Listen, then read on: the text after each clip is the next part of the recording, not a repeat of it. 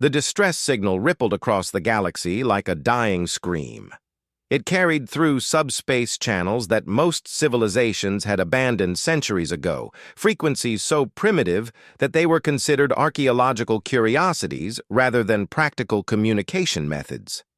The message itself was simple, desperate, and broadcast on every conceivable wavelength. This is the Confederation of Aligned Worlds. Our coordinates are marked. We are under siege. 37 member species face extinction. The Devourers show no mercy. They consume everything. Please, anyone who receives this message, we beg for assistance. We have perhaps 3 solar cycles before complete annihilation. This may be our final transmission. The signal repeated endlessly, growing weaker with each iteration as the transmission stations were systematically destroyed. Across the galaxy, thousands of species received it. Most deleted it immediately. The Confederation was on the far edge of charted space, and the Devourers were a nightmare that no sane civilization wanted to confront. They were an extragalactic swarm that had appeared 5 cycles ago, consuming worlds, ships, and entire star systems with terrifying efficiency. The diplomatic channels buzzed with carefully worded excuses. The hegemony of Tal expressed deep regret, but noted their forces were committed elsewhere. The Crystalline Collective offered thoughts and prayers. The merchant guilds proposed a moment of silence. Everyone agreed it was a tragedy. No one sent ships. On Earth, in the year 2247, the message arrived at the International Space Monitoring Station orbiting Mars. Lieutenant Sarah Chen was on night duty when the archaic frequencies started screaming. She had been half asleep, watching automated systems track routine traffic when every screen in the facility turned red. "What the hell?" she muttered, fumbling with the controls. The translation software kicked in, struggling with the mix of languages and formats. When the meaning finally resolved, Sarah felt her blood run cold. She punched the emergency comm. "Commander Okafor, you need to see this, right now." Commander James Okafor arrived within minutes, his uniform jacket thrown on hastily. He read the translated message 3 times, his expression growing darker with each pass. "How old is this signal?" "Based on the degradation pattern and the subspace echo, it was sent approximately 42 hours ago. Sir, they said they had 3 cycles. I think that means 3 of their planetary rotations. If their planet is similar to Earth, they might have 72 hours left, maybe less." "And their location?" Sarah pulled up the star charts. "That's the strange part, Commander. They're far out, beyond what we've explored, but not impossibly far. With our new quantum drives, we could reach them in maybe 18 hours of real-time travel." Okafor stared at the coordinates floating in holographic space. "Have any of the known alien civilizations responded?" "I've been monitoring all the frequencies." "Nothing, sir. Lots of chatter, but no one is sending help. They're just talking about how sad it is." The commander's jaw tightened. "Forward this to Fleet Admiral Morrison immediately." "Priority 1. And Sarah, keep monitoring. I want to know if anyone actually does something." Within 3 hours, every major military and government leader on Earth had seen the message. The Emergency Council convened in Geneva, connecting representatives from every nation through quantum-encrypted channels. The debate was fierce. "This isn't our fight," argued the representative from the Pan-Asian Coalition. "We've barely established ourselves in our own solar system. We have 4 colonies and a defense fleet designed to protect our territory. These aliens are halfway across the galaxy." "They're dying," countered Ambassador Williams from the North American Union. "They sent a cry for help, and every advanced species with the capability to respond is ignoring it." "What does that say about galactic civilization?" "It says they're smart," someone else interjected. "These Devourers destroyed 37 species. What chance do we have?" Fleet Admiral Elena Morrison stood, and the room fell silent. She was a legend, the architect of Earth's rapid military expansion, and the woman who had led humanity through first contact with the Centauri traders. When she spoke, people listened.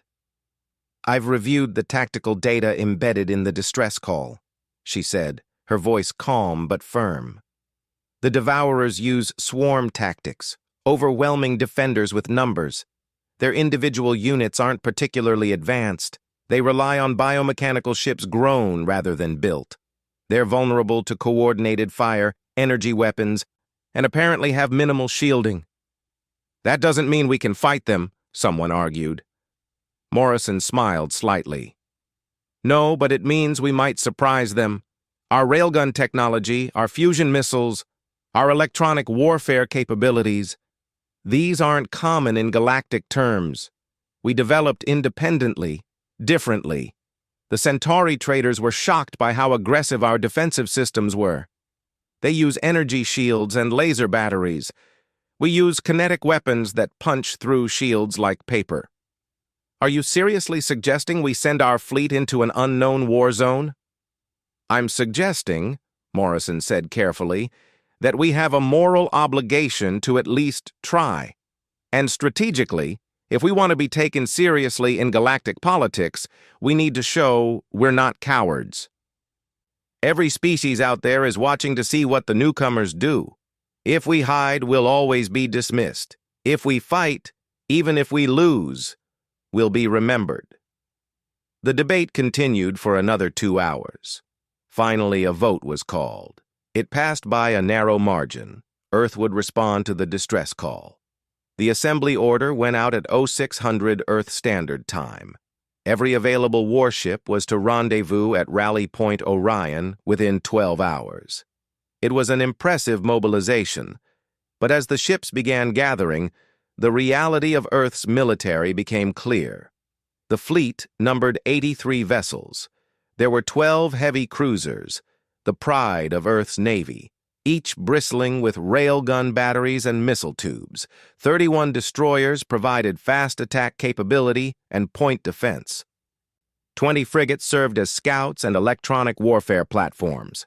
The rest were support ships, carriers for the fighter wings, supply vessels, and the hospital ships. It wasn't a large fleet by galactic standards. The Confederation distress call had mentioned defense forces in the thousands of ships, but it was what Earth had, and it was going. Admiral Morrison transferred her flag to the ECS Indomitable, the newest and most powerful cruiser in the fleet. Captain Rodriguez welcomed her aboard with a crisp salute. "All systems are green, Admiral. The crew is ready." "Good. Broadcast to the fleet. I want everyone to hear this." Morrison stood in the Combat Information Center, surrounded by holographic displays showing every ship in the formation. She activated the fleet-wide channel. "This is Admiral Morrison to all hands. 48 hours ago, we received a distress call from 37 alien species facing extinction. Every advanced civilization in the galaxy heard that call. Every single one of them chose to do nothing. They found excuses. They calculated odds. They decided these people weren't worth the risk." She paused, looking around at the faces of her crew. "We're going anyway, not because we're stupid or suicidal. We're going because it's the right thing to do. Because somewhere out there, billions of people are about to die, and we have the power to help. Maybe we can't save them all. Maybe we can't save any of them. But we're going to try, because that's what humans do. We don't abandon people when they're in trouble. Now, I won't lie to you, this will be dangerous. The Devourers are a threat that scared away every military force in this sector.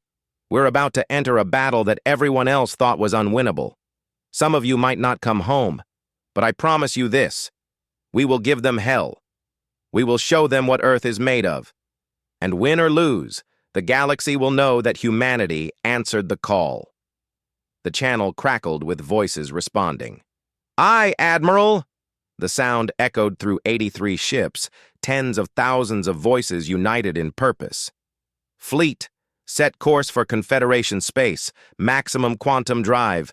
We have aliens to save." The ships aligned in formation, their quantum drives spinning up with increasing whines of energy. One by one, they punched through reality itself, disappearing into the rainbow tunnel of quantum space. Behind them, Earth watched and waited, holding its collective breath. The journey took 17 hours. As the fleet approached the coordinates, they began picking up signals. Admiral Morrison stood in the CIC, watching the tactical displays resolve from blurry approximations into hard data. "What am I looking at, Commander?" Commander Park, the tactical officer, looked grim. "It's bad, Admiral. The Confederation had a defensive fleet of approximately 3,000 vessels, according to the database we got from the Centauri. Current count is 247 ships still operational. They're clustered around 4 remaining worlds. The rest of the system is gone." "Gone?" "Consumed, Admiral. The Devourers strip everything. Planets, moons, asteroids, everything gets converted into more of their ships. I'm reading approximately 40,000 Devourer vessels in the system. They're divided into swarms, each swarm focused on one of the remaining planets." The scale was staggering. 40,000 against 83. The odds were almost 500 to 1. "Life signs on the planets?" "Reading billions per world, but the numbers are dropping. The Devourers have begun orbital bombardment with biological weapons.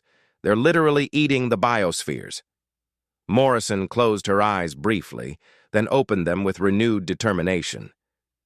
"Get me a firing solution on the nearest swarm, and open a channel to what's left of the Confederation fleet." "Admiral, they're hailing us. Audio only, their visual systems must be damaged."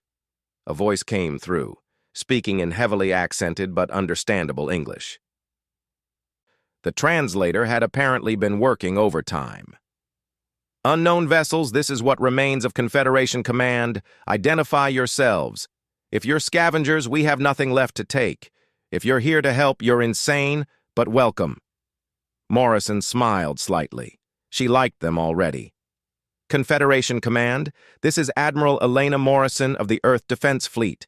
We received your distress call. We're here to help. What do you need?" There was a long silence. When the voice returned, it shook with emotion. "Earth, the primitive planet from the edge of the spiral arm. You came?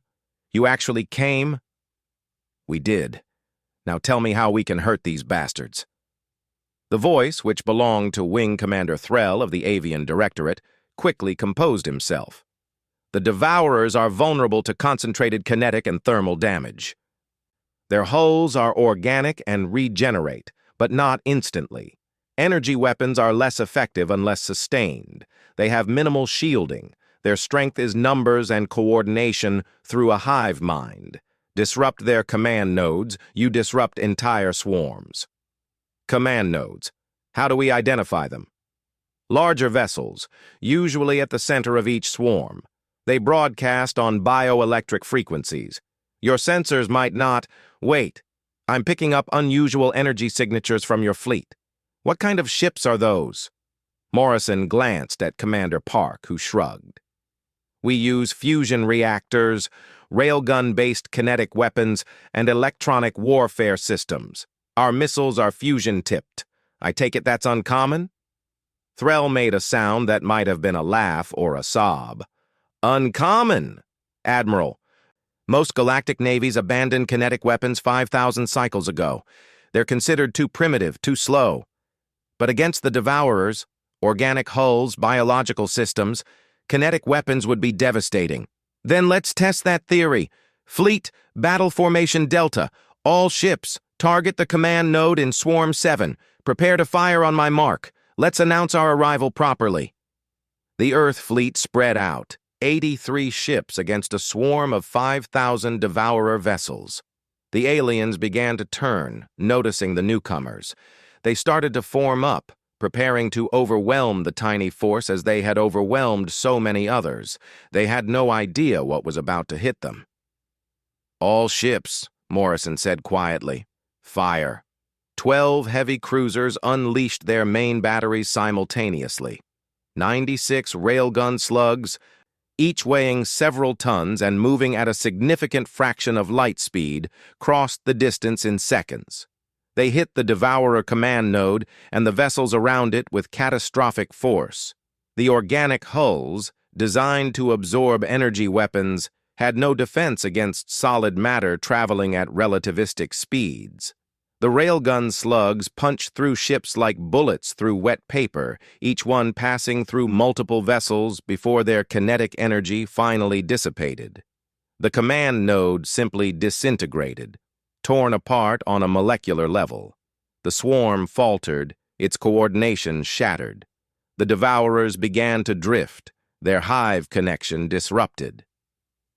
"Follow-up strike," Morrison ordered. "Destroyers, fire at will. Show them what humanity brought to this fight." The battle for the Confederation had begun, and the galaxy was about to learn that sometimes the newcomers change everything. The Devourers had never encountered kinetic weapons at this scale before. Their entire military doctrine was built around absorbing energy fire and overwhelming opponents with regenerating biomechanical swarms. When the second wave of human weapons struck, the aliens learned what true devastation meant. 31 Earth destroyers opened fire with their missile batteries. The fusion-tipped projectiles streaked across space, each one locked onto a different Devourer vessel. Unlike the energy torpedoes common in galactic warfare, these missiles didn't dissipate against organic hulls. They detonated with miniature stars of fusion fire, vaporizing everything within their blast radius. The Devourer swarm, already reeling from the loss of its command node, broke apart completely. Thousands of ships tried to scatter, but the Earth frigates had already deployed their electronic warfare suites. Jamming signals flooded the bioelectric frequencies the Devourers used for coordination.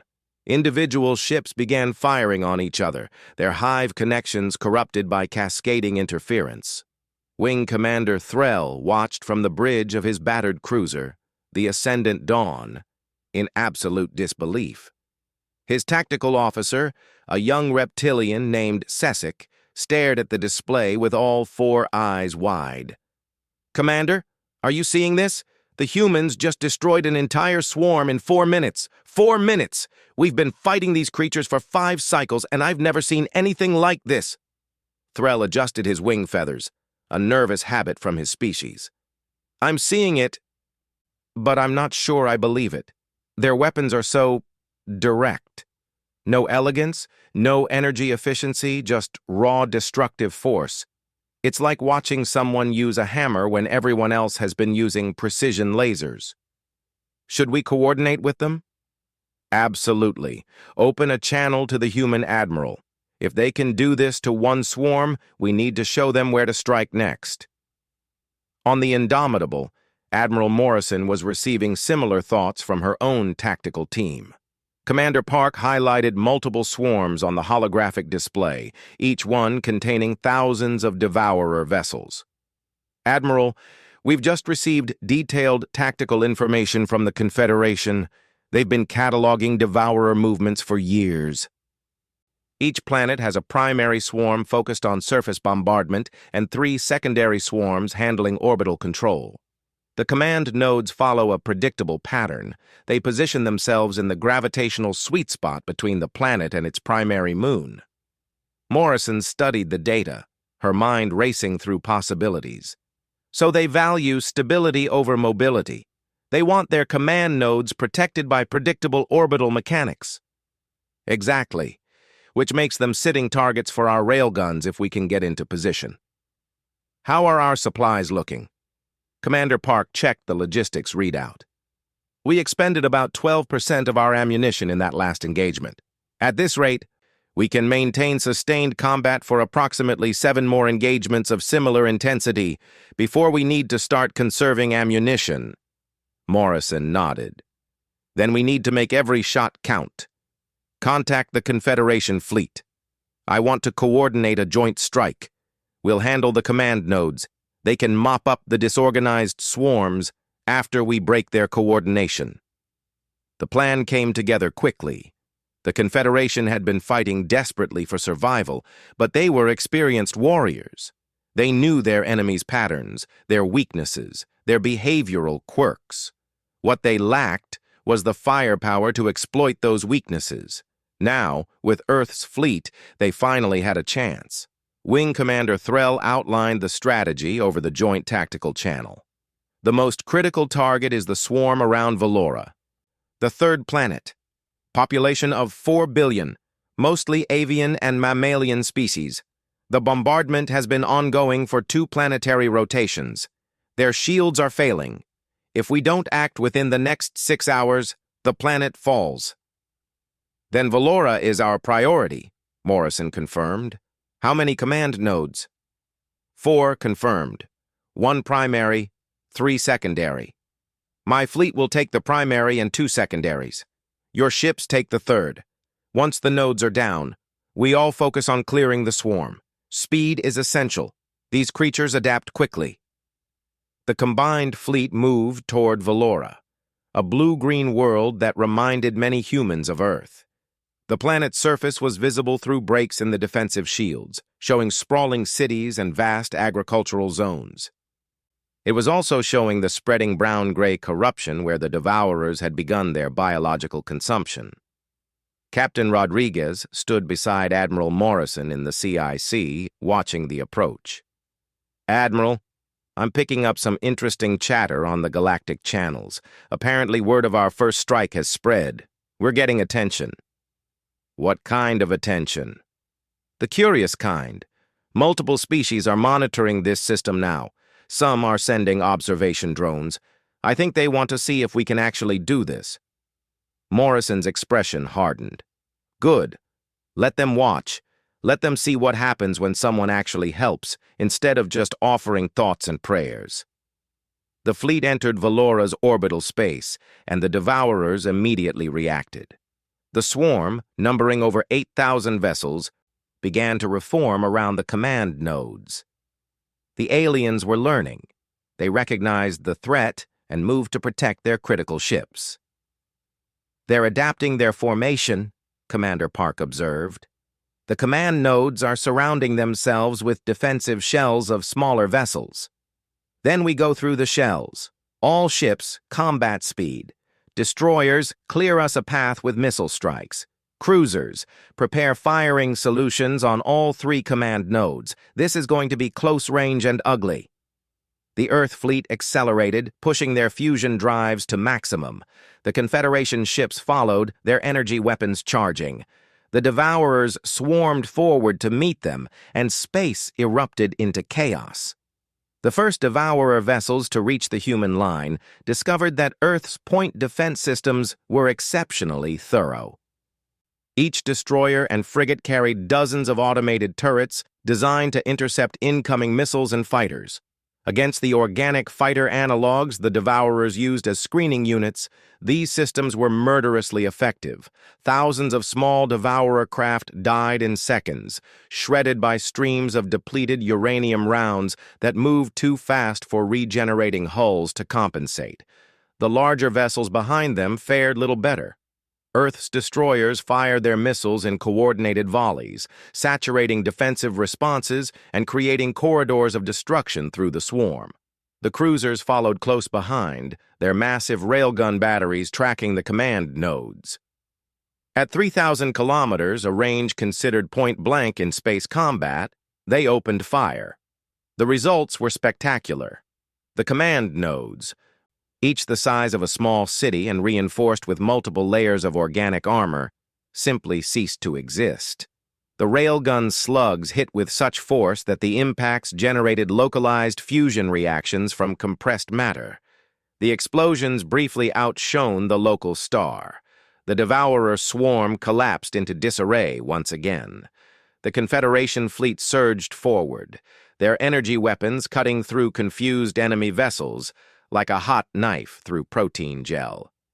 Wing Commander Threll found himself laughing as his ship's weapons finally found purchase against enemies that weren't coordinated enough to regenerate faster than they could be damaged. "All wings, press the attack! The humans broke their spine, now we crush what's left!" The battle for Valora lasted 4 hours. When it finally ended, the planet's shields were still holding. The surface bombardment had ceased, and the skies above the world were clear of devourers. Over 7,000 alien vessels had been destroyed. The Earth fleet had lost 3 destroyers and a frigate, with several other ships damaged but repairable. Admiral Morrison stood in the CIC, watching the damage reports scroll past. 73 human casualties. She felt each one like a knife to the heart. But when she looked at the tactical display showing Valora alive and saved, she knew they had made the right choice.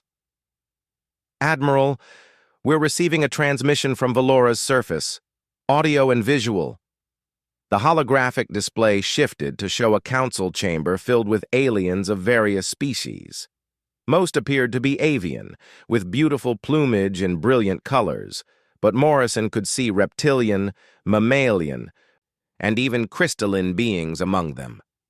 An elderly avian with silver-tipped wings stepped forward. "I am Prime Minister Koresh of Valora. On behalf of 4 billion souls who still draw breath because of your actions, thank you. We monitored the galactic channels. We know that you came from halfway across the galaxy. We know that every other civilization ignored our pleas. Yet you, a species we barely knew existed, risked everything to save us." Morrison felt her throat tighten. "Prime Minister, we did what anyone should do when they hear a cry for help. How are your people?"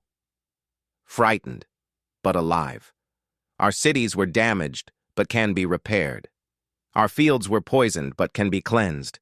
You gave us the most precious gift, time to survive and rebuild. There are still 3 other worlds under siege. We're going to save them too." Koresh's eyes widened. "Admiral, your fleet is damaged. You've expended significant resources. Surely you need to withdraw, to repair. We came to help the Confederation, all of it. We're not leaving until the job is done." The Prime Minister made a gesture that the translator identified as profound respect mixed with disbelief. "Then you are either the bravest or the most foolish species I have ever encountered. Perhaps both. We will support you however we can. Our ground-based weapons platforms can provide fire support. Our repair facilities, what's left of them, are at your disposal. We'll take any help you can offer. Morrison out." As the transmission ended, Commander Park approached with a tablet. "Admiral, I've compiled the data from the engagement. The Devourers are definitely adapting. They started responding to our railguns by the end of the battle, trying to add spin to their formations to reduce impact effectiveness." "How effective was their adaptation?" "Minimal. They can't spin fast enough to matter at the velocities we're using. But it shows they learn. The next engagement will be harder." Morrison nodded. "Then we need to learn faster. Get me everything we observed about their behavior, their tactics, their technology. I want a full tactical analysis ready in 2 hours, and contact Wing Commander Threll. We need to plan the next strike while we still have momentum." The fleet spent the next 6 hours in Valora's orbit, conducting rapid repairs and taking on supplies. The Confederation's repair facilities, while damaged, were still functional enough to help patch hull breaches and replenish missile stocks using their fabrication systems. The Valorans, in turn, were amazed by human technology. A Confederation engineer named Plix, a small mammalian creature with 6 limbs, practically vibrated with excitement as he examined the Indomitable's railgun systems. "This is beautiful. So simple, so effective. You accelerate a solid mass using magnetic fields and just let physics do the rest. No complex energy matrices, no quantum containment fields, just raw kinetic energy. It's almost primitive, but that's what makes it perfect." The human engineer, working with him, Lieutenant Matsuda, grinned. "We've been told it's primitive. We prefer to think of it as reliable. Energy weapons are great until you run out of power. Railguns work as long as you have metal and electricity. And the missiles, fusion warheads. Do you know how difficult fusion containment is? Most species use antimatter because it's more energy dense, but antimatter requires such careful handling. Your fusion missiles are so much more stable, so much safer to store and deploy." We figured that out after a few accidents in the early days. Antimatter is too dangerous for regular use. Fusion is just energetic enough without being suicidal. Plix clutched his datapad to his chest. I need to show this to the Confederation Science Council. This changes everything we thought we knew about military technology. While repairs continued, Admiral Morrison met with Wing Commander Threll and the other Confederation military leaders in a virtual conference. The tactical situation was grim but improving. Threll displayed the current system map. 3 worlds remain under siege. Krivos, population 7 billion, mostly aquatic species. Thormund, population 3 billion, mountainous terrain with underground cities. And Yalara, population 2 billion, desert world with limited resources. Each has approximately the same devourer force we faced at Valora. What's the status of their defenses? A reptilian commander named Sestalk answered. Krivos has the strongest shields. They could hold for another 4 rotations. Thormund's underground nature makes them difficult to bombard, but they're running out of supplies. They have 2 rotations at most. Yalara is in the worst shape. Their shields are nearly gone. They have perhaps 1 rotation before surface bombardment becomes unstoppable. Morrison didn't hesitate. Then Yalara is next. We move in 3 hours. Commander Threll, I need your fastest ships to scout ahead. I want to know exact command node positions before we arrive. No surprises this time. The conference ended, and Morrison returned to the CIC. Captain Rodriguez was waiting with a message. Admiral, we just received a transmission. It's from the hegemony of Tal, one of the major galactic powers. They want to speak with you directly. Morrison raised an eyebrow. The same hegemony that expressed deep regret but sent no ships? This should be interesting. Put them through. The holographic display showed an imposing figure, vaguely humanoid but with metallic skin and glowing eyes. This was Hegemon Prime Calax, one of the most powerful beings in the galaxy. His voice resonated with authority. Admiral Morrison of Earth, your actions have not gone unnoticed. You have achieved what many thought impossible. You have disrupted the Devourer advance. We did what needed to be done, Hegemon. No thanks to anyone else. Calax's expression didn't change, but something in his posture suggested discomfort. We would like to offer our assistance. The hegemony can provide supply ships, repair facilities, perhaps some military support. Morrison's eyes narrowed. Where was this assistance when the distress call first went out? Where was this support when 37 species were begging for help? The situation was evaluated as strategically unviable. The risk was deemed too great. And now? Now you have demonstrated that victory is possible. The strategic calculation has changed. Morrison felt her anger rise, but she kept her voice level. I see. You want to show up now that someone else has done the hard work. You want to be part of the victory without having taken any of the risk. Tell me, Hegemon, if we had failed in that first battle, would you be having this conversation? Calax was silent for a moment. Probably not. At least you're honest. Here's my answer. Keep your support. We don't need fair weather allies.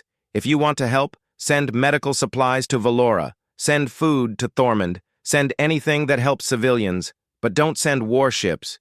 Don't try to claim you were part of this. Earth answered the call when no one else would, and we'll finish this fight on our own terms. Admiral, you are making a mistake. Galactic politics requires... I don't care about galactic politics, Hegemon. I care about saving people. Now, if you'll excuse me, I have a battle to plan. Morrison out. The transmission ended. Commander Park looked at the Admiral with concern. Ma'am, you just refused an alliance with one of the most powerful forces in the galaxy. Morrison smiled grimly. I refused an alliance with cowards who only want glory without sacrifice. There's a difference. Besides, we don't need them. We have something better. What's that? We have the Confederation, people who know what it means to fight for survival, and we have each other. That's enough. 3 hours later, the combined fleet departed for Yalara, ready to save another world and prove once again that sometimes the galaxy's newest members teach the oldest ones what true courage really means. Yalara hung in space like a dying ember. The desert world's rust-red surface was scarred with impact craters from weeks of bombardment. Its orbital shields flickered weakly, barely holding together under the relentless assault from the Devourer swarm.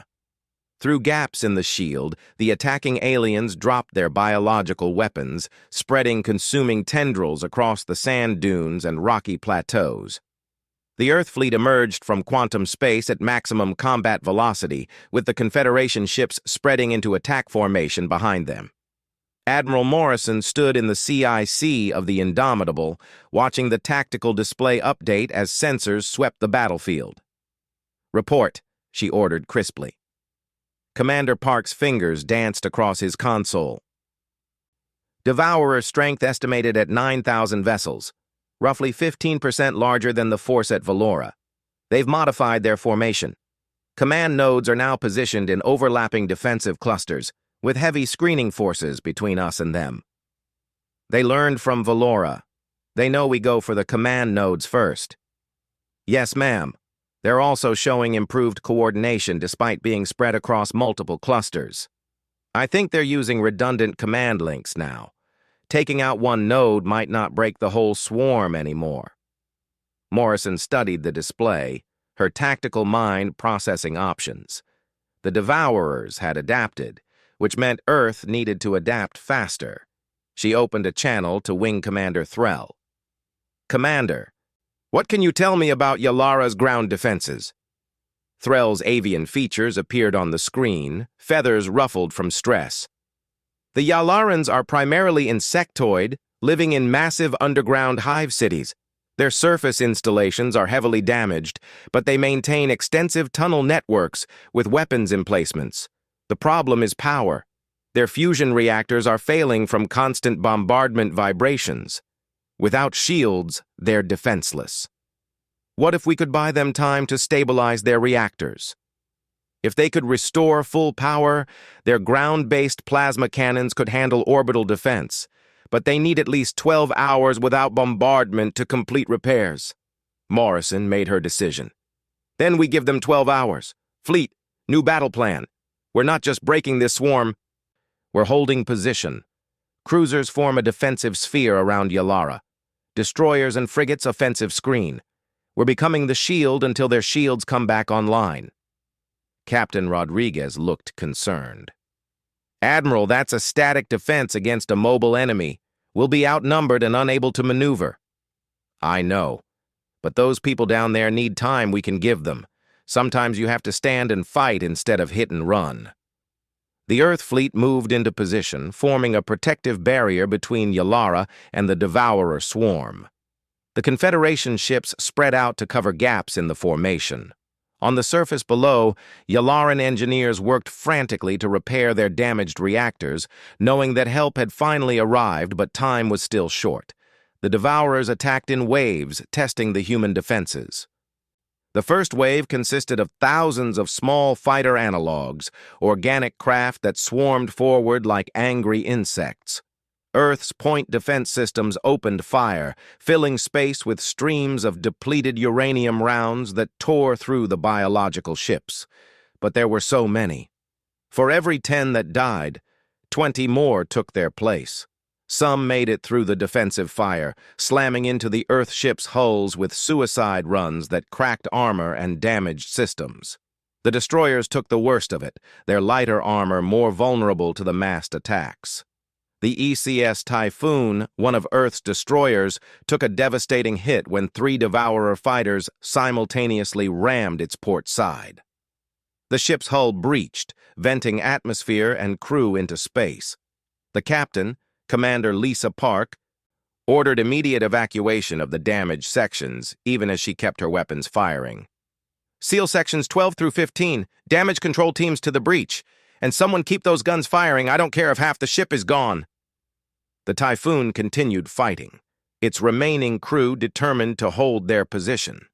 Rescue pods launched from the breached sections, and Confederation ships maneuvered close to retrieve the survivors. It was a small gesture, but it meant everything. The alliance was real, written in shared sacrifice. Admiral Morrison watched the battle unfold across multiple screens, her jaw tight. "Commander Park, rotate the cruisers. I want fresh batteries always facing the enemy. And get me casualty reports." "Casualties are climbing, Admiral. We've lost the Typhoon's port side.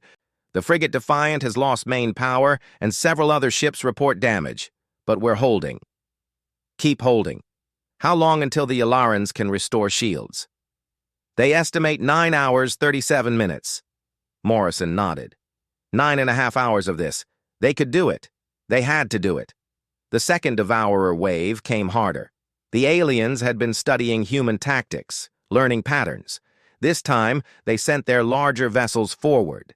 Capital ships that could absorb punishment and return fire with biological weapons that sought out metal and consumed it. The ECS Thunder Bay, a heavy cruiser, found itself targeted by 3 of these larger vessels. They closed to medium range and sprayed streams of corrosive organic matter that began eating through the cruiser's hull. Captain James Wright ordered emergency countermeasures. "Launch all fighters! I want those things off us! And fire the railguns! Show them what happens when they get close!" The cruiser's fighter complement, 36 advanced interceptors, launched from their bays and engaged the Devourer vessels at knife-fighting range. The pilots, trained in atmospheric combat on Earth, adapted quickly to space warfare. They used their superior maneuverability to stay out of firing arcs while targeting the biological ship's sensor nodes.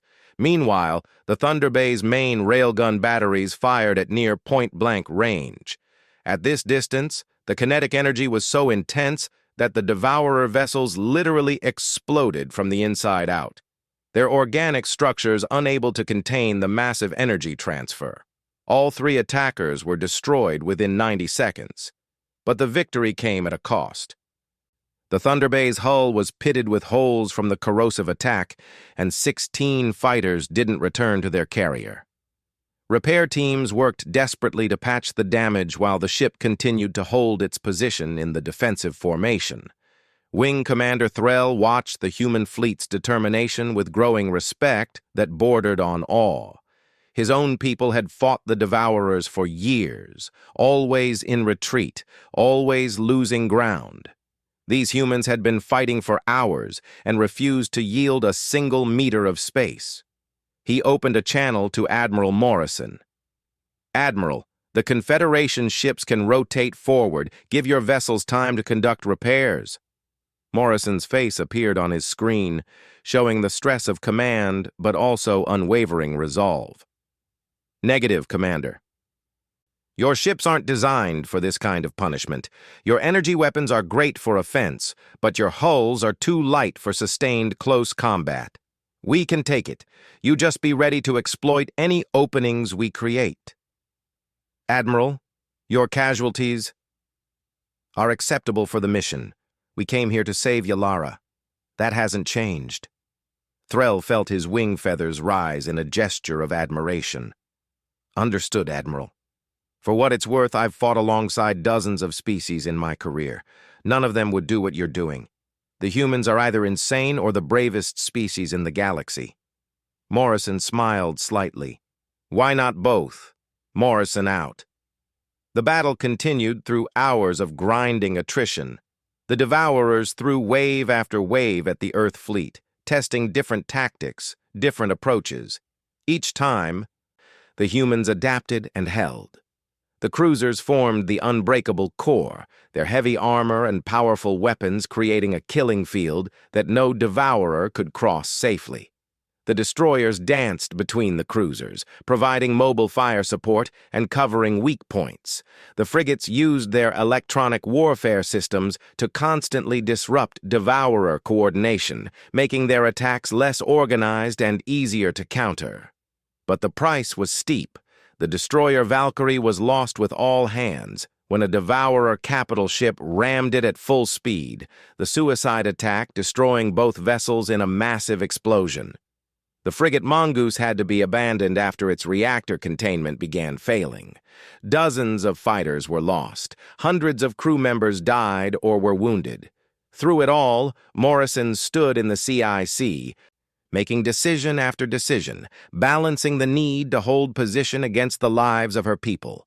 She felt every loss personally, but she couldn't show it. The fleet needed their admiral to be strong, to be confident, to believe they could win. Commander Rodriguez approached her quietly during a brief lull in the fighting. "Admiral, we're at 60% ammunition. If this continues at this pace, we'll be down to reserves before the Yalarans restore their shields. Then we'll use rocks if we have to. We're not abandoning these people." "I'm not suggesting we abandon them, ma'am. I'm saying we might need to consider a tactical withdrawal to resupply." Morrison turned to face her flag captain, her eyes hard. "And how many Yalarans die while we're gone? How long before the Devourers overwhelm the surface defenses and start consuming the population? No, we stay. If we run out of ammunition, we'll ram them if we have to. Earth doesn't break promises." Rodriguez nodded slowly. "Aye, Admiral. We'll hold." On Yalara's surface, the insectoid inhabitants worked with desperate speed. Queen Engineer Zixthar coordinated thousands of workers through pheromone commands, directing repairs to the damaged fusion reactors. They could hear the distant thunder of orbital combat, see the flashes of explosions lighting up their sky. They knew what the humans were sacrificing for them. A younger engineer, barely past molting age, approached Zixthar with a status report. "Queen Engineer, primary reactor stabilization is complete. Secondary reactors will be ready in 4 hours. The plasma cannon grid will be operational shortly after." Zixthar's mandibles clicked in satisfaction. "Excellent. Increase power to the shield generators as soon as possible. The humans are dying to protect us. We must not waste their sacrifice." "Queen Engineer, forgive my questioning, but why would they do this? They didn't even know we existed until a few rotations ago." "I don't fully understand it either, young one. Perhaps it's because they're new to the galaxy and haven't learned to be afraid. Perhaps it's because they remember what it's like to face extinction. Or perhaps," she paused, her compound eyes reflecting the distant explosions in orbit, "perhaps they're simply better than the rest of us." In space, the battle reached its critical point. The Devourers, frustrated by their inability to break the human lines, committed their reserves. 15,000 vessels surged forward in a massive coordinated assault, accepting horrific casualties to overwhelm the defenders through sheer numbers. Admiral Morrison watched the sensor display light up with contacts. "This is it. This is their all-or-nothing push. All ships, maximum defensive fire. If they're going to break us, they're going to pay for every meter." The Earth fleet opened fire with everything they had. Railguns fired until their barrels glowed red-hot. Missiles launched in continuous streams until the magazines were nearly empty. Point defense systems ran at maximum capacity, their ammunition feed cycling so fast that metal screamed against metal. The Devourers came like a living tsunami, a wall of organic ships that seemed unstoppable. They crashed against the Earth fleet's formation, and for a terrible moment, it seemed like they might actually break through. Then Yalara's shields flickered back to life. The planet's defensive barrier rebuilt itself from the ground up, section by section, until a full sphere of energy enclosed the world. Simultaneously, plasma cannons began firing from the surface, massive beams of superheated gas that reached up into orbit and began cutting through Devourer vessels like surgical lasers. The effect on the battle was immediate and dramatic. The Devourers, suddenly faced with renewed planetary defenses and a human fleet that refused to break, faltered. Their coordination shattered as panic spread through the swarm. For the first time, the attackers became the attacked. "All ships, offensive formation!" Morrison's voice rang across the fleet channel. "Hit them while they're breaking! Show them what a counterattack looks like!" The Earth fleet, battered but unbroken, surged forward. The Confederation ships joined them, and together they tore into the disorganized Devourer swarm. It wasn't a battle anymore. It was a rout. Wing Commander Threll felt something he hadn't felt in years. Hope. Real, genuine hope that they might actually win this war. All wings pursue. Don't let them regroup. The battle for Yalara lasted another 3 hours, but the outcome was never in doubt after the shields came back online. When it finally ended, over 12,000 Devourer vessels had been destroyed or disabled. The survivors fled the system, their swarm consciousness finally understanding that this wasn't a victory they could win.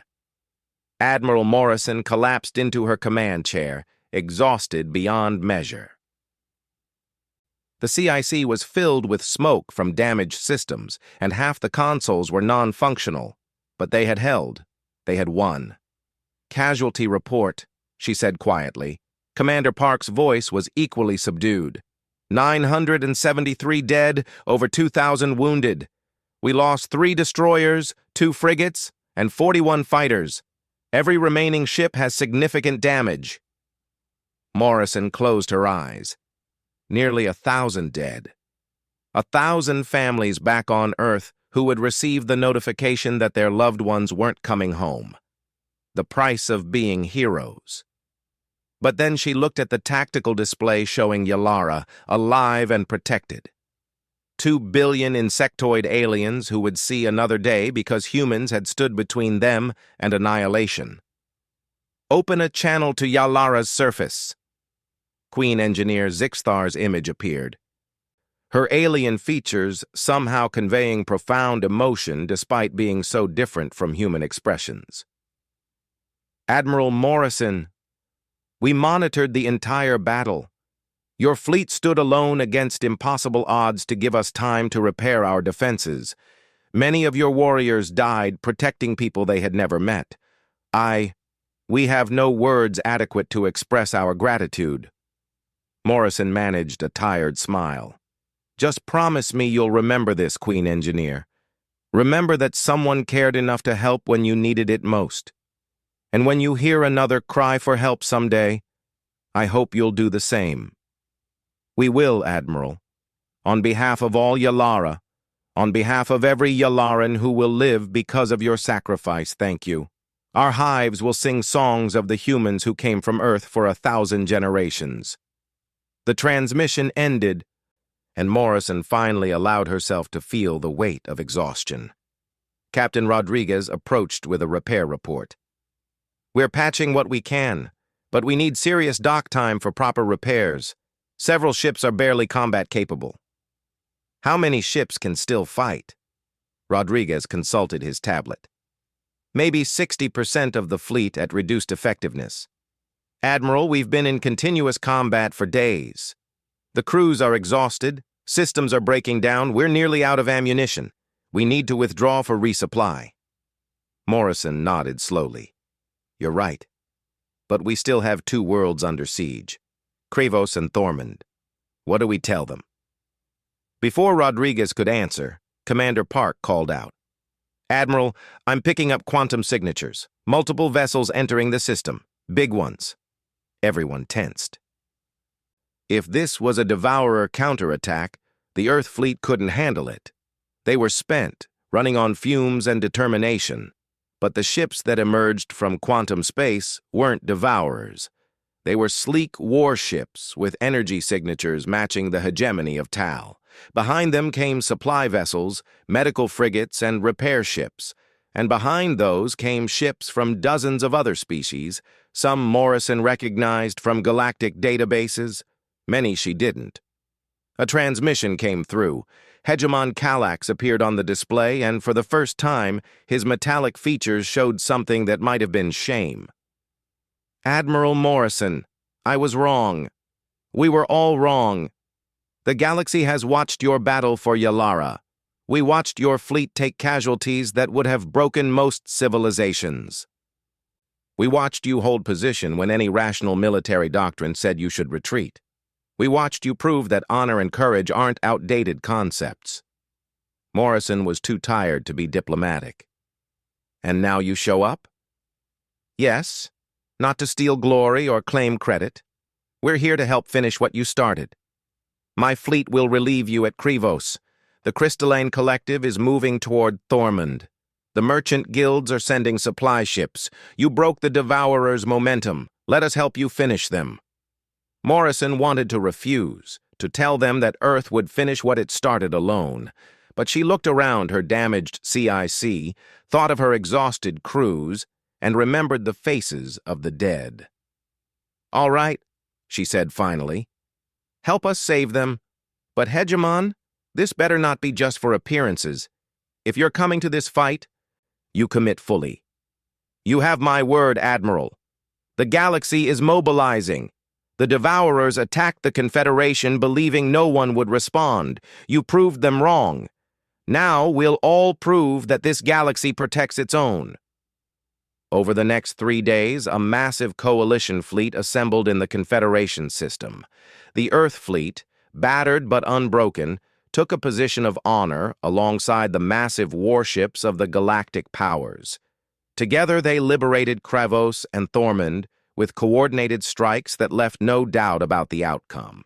The Devourers, faced with united opposition for the first time, retreated beyond the galactic rim. They would return someday, but not soon. They had learned that this galaxy wasn't as fragmented as they thought. In the aftermath, the Confederation Council held a ceremony on Valora. Representatives from all 37 member species gathered, along with delegations from Earth and dozens of other civilizations. Prime Minister Koresh stood before the assembly, his silver-tipped wings spread wide. "Today, we honor those who answered our call when no one else would. The humans of Earth traveled across the galaxy to fight for people they had never met. They sacrificed their ships, their resources, and their lives to save ours. They showed us that courage isn't about being fearless. It's about being afraid and helping anyway." Admiral Morrison stood with her surviving officers as medals were presented, honors bestowed, treaties signed. But her mind was on the 1,000 empty chairs back on Earth, the families grieving lost loved ones. Wing Commander Threll approached her privately after the ceremony. "Admiral, you don't seem happy. We won. The Confederation survives because of you." Morrison looked at the celebration around them. "1,000 of my people died, Commander. Yes, we saved billions. Yes, it was worth it. But tell me, was it worth it to them? To their families?" Threll considered this carefully. "I can't answer that. But I can tell you this. They died protecting others. They died making a statement that resonated across the entire galaxy. Before Earth answered our call, every civilization believed that self-interest was the only rational choice. Your people proved that wrong. They showed that sometimes you have to stand up and fight even when the odds are terrible, because it's the right thing to do. And the galaxy finally responded. Yes, because you shamed us into it.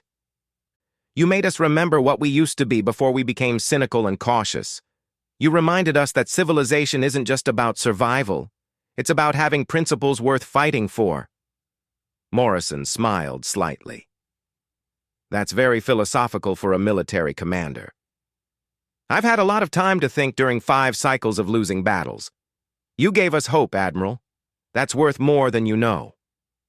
3 months later, Admiral Morrison stood in the Memorial Garden on Earth, looking at the wall of names. 1,000 names carved in stone, representing 1,000 lives given to save others. Behind her, a new generation of recruits prepared for service, inspired by the stories of the battle for the Confederation. Captain Rodriguez joined her, standing quietly for a moment before speaking. "The Secretary General wants to know if you'll accept command of the new Joint Defense Fleet. 50 species have signed on. They want Earth to lead it." Morrison didn't take her eyes off the names. "Do I have a choice?" "There's always a choice, Admiral." She reached out and touched one name. Lieutenant Sarah Chen, the young officer who had first received the distress call. She had transferred to the Valkyrie and died when it was destroyed. 23 years old. "Tell the Secretary General yes," Morrison said finally. "We started something out there.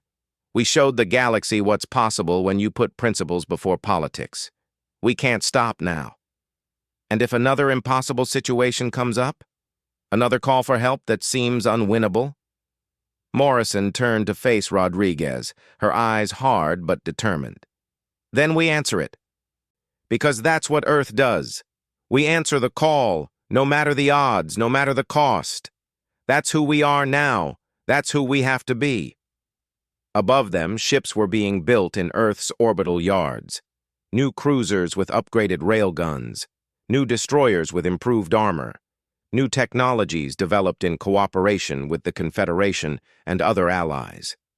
Earth had announced itself to the galaxy not with words or diplomacy, but with action. The distress call had gone out to every civilization in the galaxy. Only Earth had answered. But in doing so, they had changed everything. They had shown that humanity's greatest strength wasn't their weapons or their technology. It was their willingness to help others even when no one else would. And the galaxy would never forget it. In the far reaches of space, beyond the rim of the galaxy, the Devourers watched and waited. They had been repelled, but they would return. Next time, they would be ready for kinetic weapons, for fusion missiles, for electronic warfare. But they didn't understand the real reason they had lost. It wasn't about the weapons. It was about the warriors who wielded them. It was about people who heard a cry for help and responded without hesitation. It was about humans who looked at impossible odds and said, "We'll find a way." That was something no amount of adaptation could overcome. That was the human spirit, and it burned brighter than any star in the galaxy. The Earth Defense Fleet stood ready, watching the stars, waiting for the next call. And when it came, as it inevitably would, they would answer. Because that's what humans did. They helped. They fought. They stood between the darkness and those who couldn't protect themselves. The galaxy had sent out an SOS. Earth had answered with a battle fleet. And in doing so, they had taught an entire galaxy what it meant to be heroes.